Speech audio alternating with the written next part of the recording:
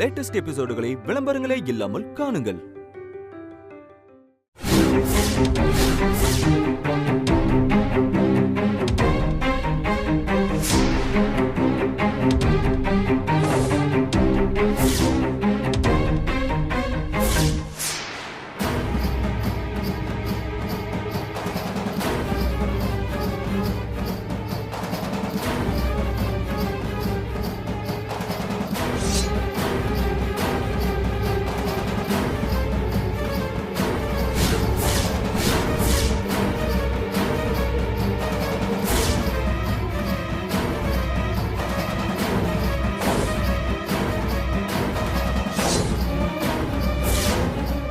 குருவே, பார்க்கறதுக்கு ரொம்ப பயமா இருக்கு.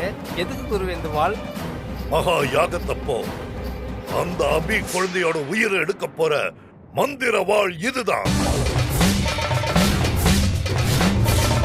நடக்க போற மகா யாகத்துல சின்ன தவறு கூட நடக்காம சிறப்பா செய்யணும். அப்பதான் யாகத்துல அபி குழந்தைய பலி கொடுத்து இழந்த என் சக்திய நான் திரும்பவும் அடைய முடியும். சரி, இப்போ நீங்க போய் யாகத்துக்கான ஏற்பாடுகளை பண்ணுங்க. சரிங்க குருவே.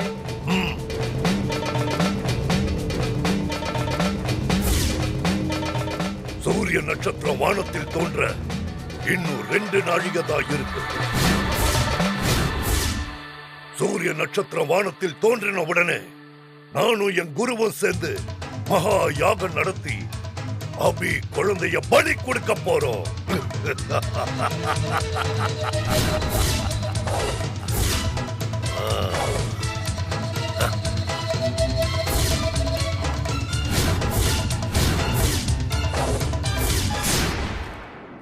ஜோதி, வாங்க அபி. பாப்பாவை பார்க்க வந்தேன். பாப்பா முடிச்சிருக்காளா?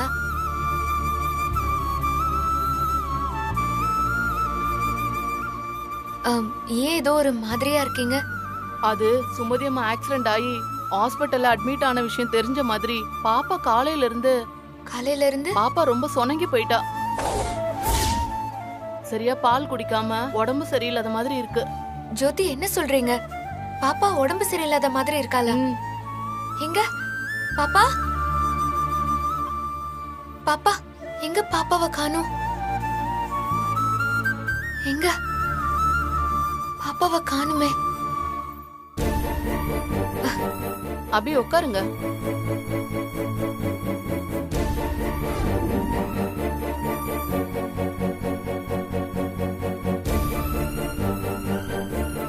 பாப்பா, என்ன ஆச்சுடா உனக்கு?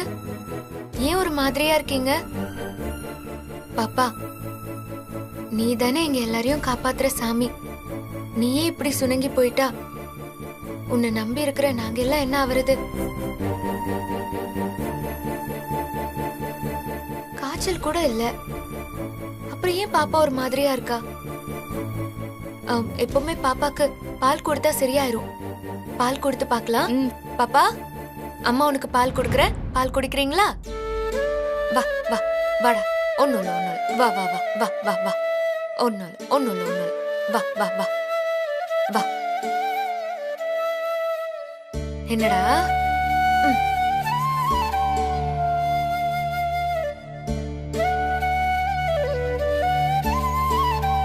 பாப்பா, பால் குடிங்க.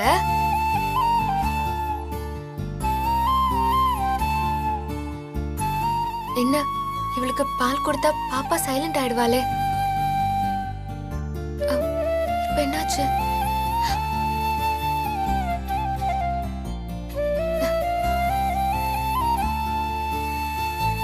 ஏன் பாப்பா நீ பால் குடிக்க மாட்டேங்கிற? என்னாச்சு உனக்கு? பாப்பா,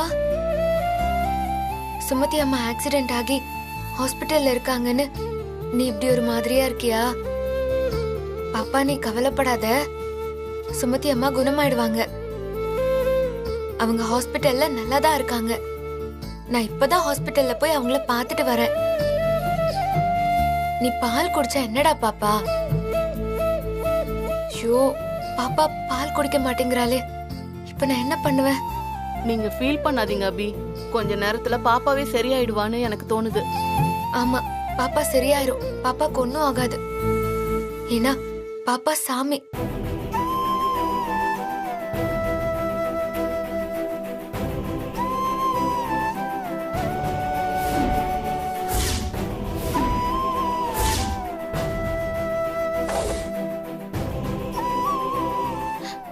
பாப்பாவுக்கு இன்னும் சரியாகலையே. என்ன பிரச்சனையா இருக்கும்?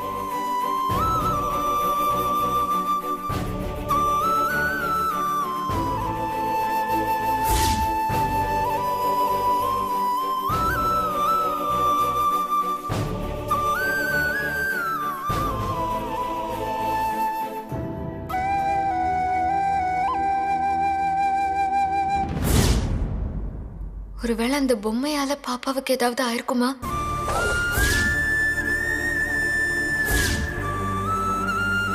இல்ல இல்ல, ஒரு பொம்மையால பாப்பாவை என்ன பண்ணிட முடியும்?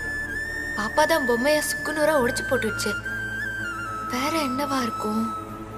ஆசிரமத்துக்குள்ளேயே இருக்கிறதுனால பாப்பாக்கு ஏதோ ஆயிடுச்சு போல. பாப்பாவை வெளியே எங்கேயாவது காத்தார தூக்கிட்டு போயிட்டு வரலாம். அப்பதான் பாப்பா நல்லா இருக்கும்.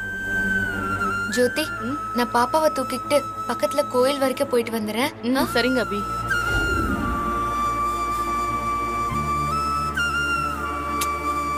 ஜோதி, நான் பாப்பாவை கூட்டிட்டு கோயிலுக்கு போயிட்டு வந்துடுறேன்.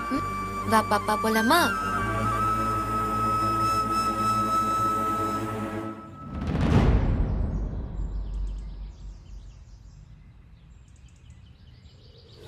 என்ன என்ன பாக்குற? என்ன பாப்பா, என்ன பாக்குறீங்க? ஓ, வானத்துல இருக்கிற நட்சத்திரத்தை பாக்குறீங்களா? பாருங்க பாருங்க. நம்ம கோயிலுக்கு போய் சாமி கும்பிட்டுட்டு வரலாம். அப்பதான் நீங்க நல்லா ஆவீங்க. போலாமா? வா.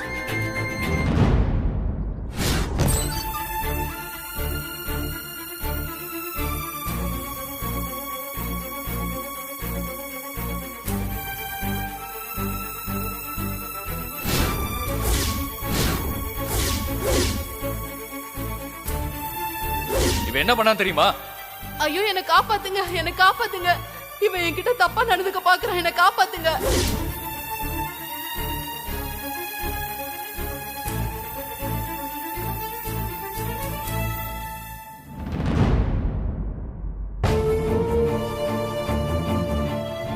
ஒரு பொண்ணு என்ன சொன்னாலும் அதை அப்படியே நம்பிடுறாங்க. ஆனா ஆம்பளை சொல்லி கேட்கறதுக்கு இந்த ஊர்ல யாருக்குமே நேரம் இல்லை. அந்த மக்கள் எப்படி இருக்காங்களோ.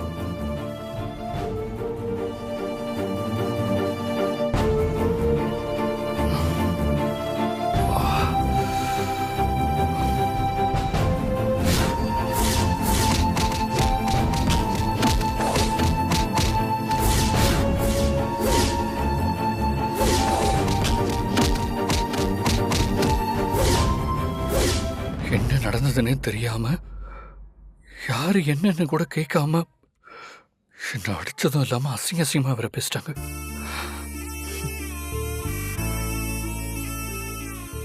இதெல்லாம் கூட பரவாயில்ல.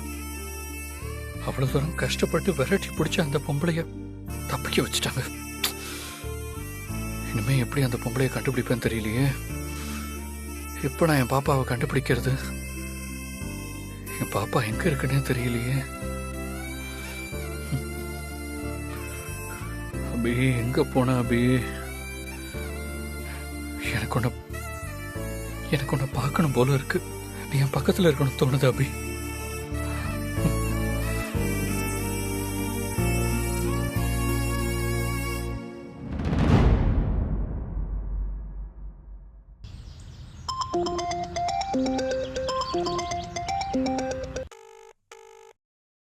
சஞ்சீவ் போன் பண்றான்.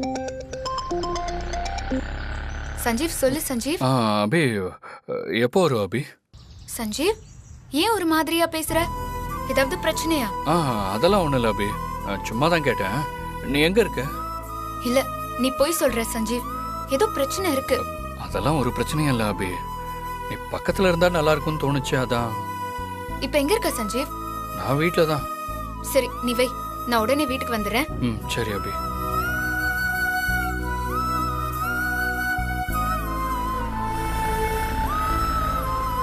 பாப்பா, சஞ்சீவ் என்னைக்கும் இல்லாம இன்னைக்கு ஏதோ மாதிரி பேசுறான். அவன் பேசுறத கேட்டா எனக்கே ஒரு மாதிரி கஷ்டமா இருக்கு. சீக்கிரம் வீட்டுக்கு போகணும்.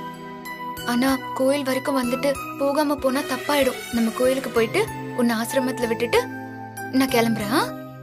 வா. இந்த இன்னைக்கு ஏகத்தப்ப என்ன நடக்குமோன்னு பயமா இருக்குடா. எனக்கும் தான்டா.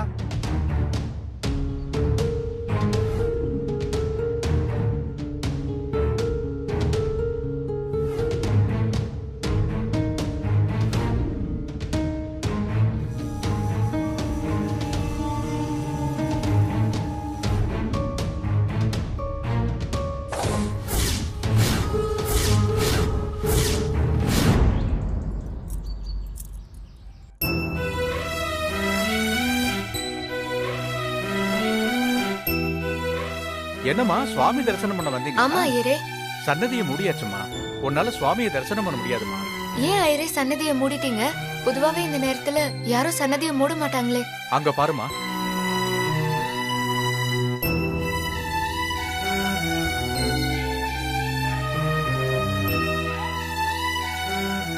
இது சூரிய நட்சத்திரமா.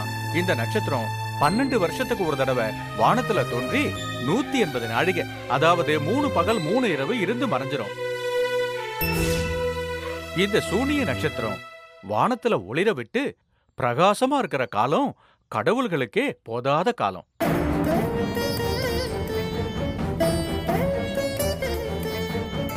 கெட்ட சக்திகள் ஆர்ப்பரித்து எழுந்து ஆடப்போற சூன்ய நேரம் அந்த 3 பகல் 3 இரவு.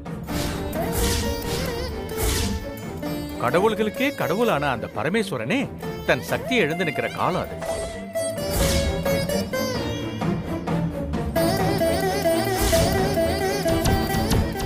தவமிருந்து முக்தி அடைகிற ஆன்மாக்கள் அடுத்த நிலையில போகிறதுக்கு ஈசன் அனுமதிக்கிற காலம் அது. அந்த காலத்தை தாந்திரிகம் செய்யறவங்க தங்களுக்கு சாதகமா பயன்படுத்திக்கிட்டு இந்த உலகத்துக்கு ஏதாவது கெடுதல் செய்ய நினைக்கிற ஆபத்தான காலம் அது. அந்த நேரத்துல நமக்கு கடவுள் அருளை விட நம்மளை காக்கிற அந்த ஆன்மாக்களோட ஆசீர்வாதம் தான் நமக்கு முக்கியம். அதான் நம்மளை காப்பாத்தும். நட்சத்திரம் தோன்றி மறையற வரைக்கும் அம்மன் 3 பகல் 3 இரவு கொலு இருப்பா. அதனால பெரிய கோயில்கள் எதுலயும் அபிஷேகம் ஆராதனை நடக்காது. தரிசனம் பண்ணவும் அனுமதிக்க மாட்டாங்கம்மா. ஒரு சின்ன விளக்கை ஏத்தி வச்சு இந்த இருண்ட காலம் நல்லபடியா முடியணும், இந்த உலகத்துக்கு எந்த கெடுதலும் நடந்துடக்கூடாதுன்னு வேண்டிக்குவாங்க. அதனால இன்னைக்கு தரிசனம் கிடையாதுமா. அப்பா, கடவுளுக்கே இந்த 3 நாள் போராத காலங்கிறதுனாலதான் நீ அப்படி சுணக்கமா இருந்தியா? ஐயரே, பாப்பாவும் சாமியோட குழந்தைதான். பாப்பாவே எங்களுக்கு சாமி மாதிரிதான். இவ ஒரு மாதிரி சொன்னங்க இருந்தா அதான் அம்மனை தரிசனம் பண்ண கூட்டிட்டு வந்தேன். ஆனா இப்ப என்னடான்னா ஈசனுக்கே சக்தி இருக்காதுன்னு சொல்றீங்க.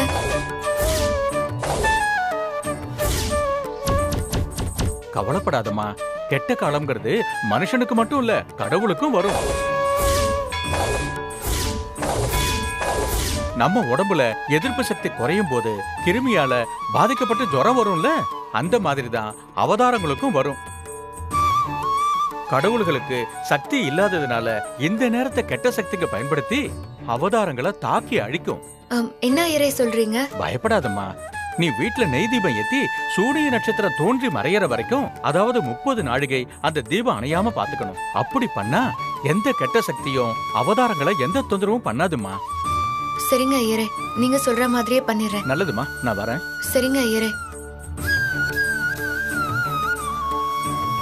ஆசிரமத்துக்கு போய் தீபத்தை ஏத்திட்டு 30 நாள் அந்த தீபம் அணையாம நான் பாத்துக்கிறேன்.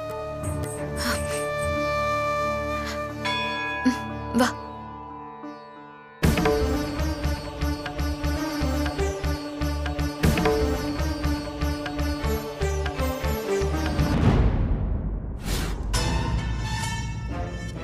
என்ன சீடர்களே, யாகத்துக்கு வேண்டிய ஏற்பாடெல்லாம் பண்ணிட்டீங்களா? பண்ணிட்டேன் குருவே.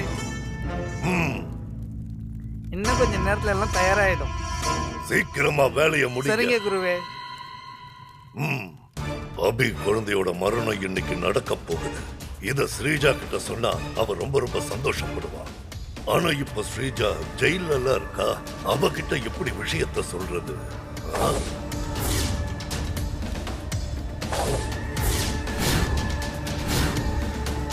டேய் சீடா. குருவே. இந்த பீடத்துக்கு முன்னாடி வந்து உட்காரு. சொன்னத செய். சரிங்க குருவே. நீ கண்ண மூடி நல்லா நீலிய வேண்டு.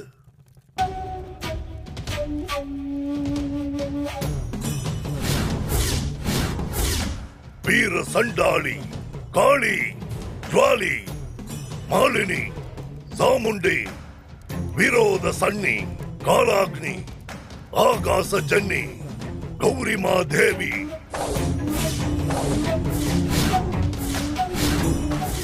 இன்னைக்கு குருவோட மந்திரங்களோட உச்சாடனை முடியிலே அதிர வைக்கிற அளவுக்கு இருக்கே. குரு எதுக்கு மந்திரங்களை உச்சரிக்கிறாரு? சுப்ரபகவதி, வாயாக்னி, குடோரி, ஆஹஞ்சி, பஞ்சமி பாதிரி, உச்சங்கி, பிடாரி, மாடனுக்ரா, மாயன ருத்ரி, பால மோகினி, உயிர் தூது, உயிர் தூது.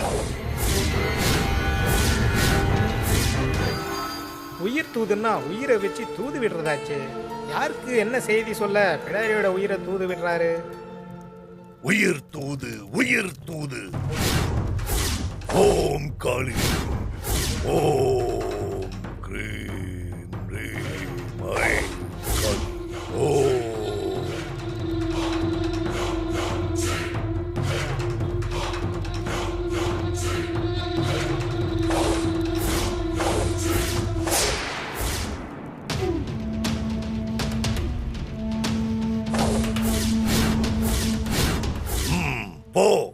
போய் அந்த ஸ்ரீஜா கிட்ட அபியோட குழந்தை சாக போற செய்திய சொல்லிட்டு வா. ஜெயில இருக்கிற ஸ்ரீஜாவுக்கு ஏதாவது உதவி வேணும்னா அதையும் செஞ்சுட்டு வா. சரிங்க குருவே.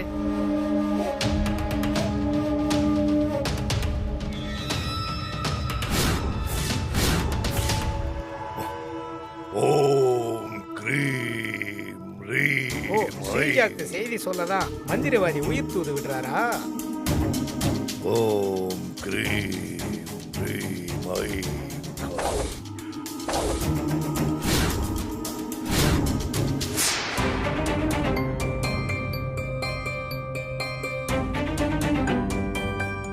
அப்படி நல்லா ஆயிட்டாளா பாப்பா? நல்லா இருக்கா. இந்தாங்க புடிச்சுக்கோங்க இவள. போட போட. சரி சரி சரி சரி சரி.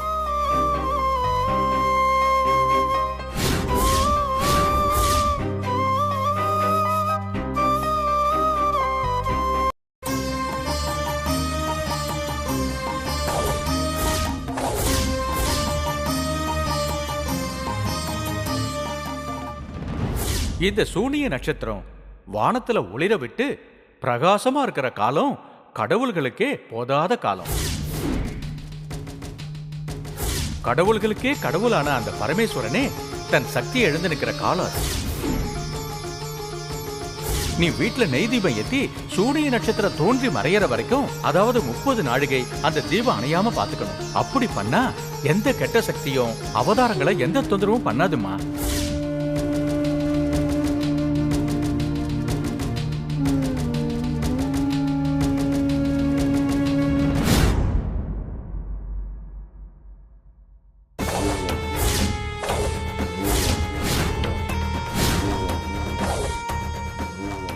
ராஜலட்சுமி, ராஜலட்சுமி இங்க வாங்க. Yes madam. போய் அந்த ஸ்ரீஜாவை கூட்டிட்டு வாங்க, நான் அவளை பார்க்கணும். Okay madam.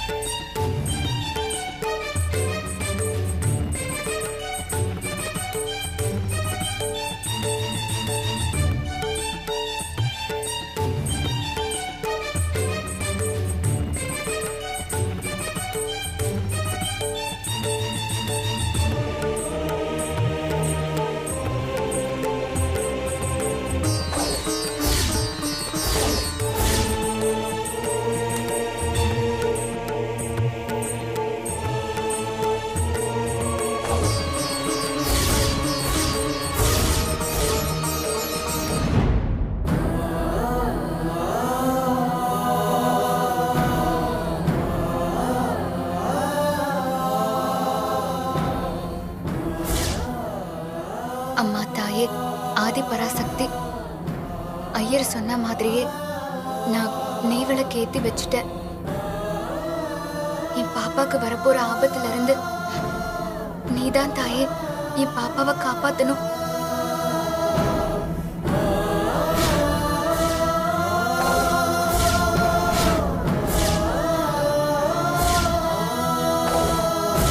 கடவுளே, என் குழந்தைக்கு எதுவும் ஆயிடக்கூடாது. இன்னைக்கு உன் குழந்தைய கொல்லாம விட மாட்டேன்.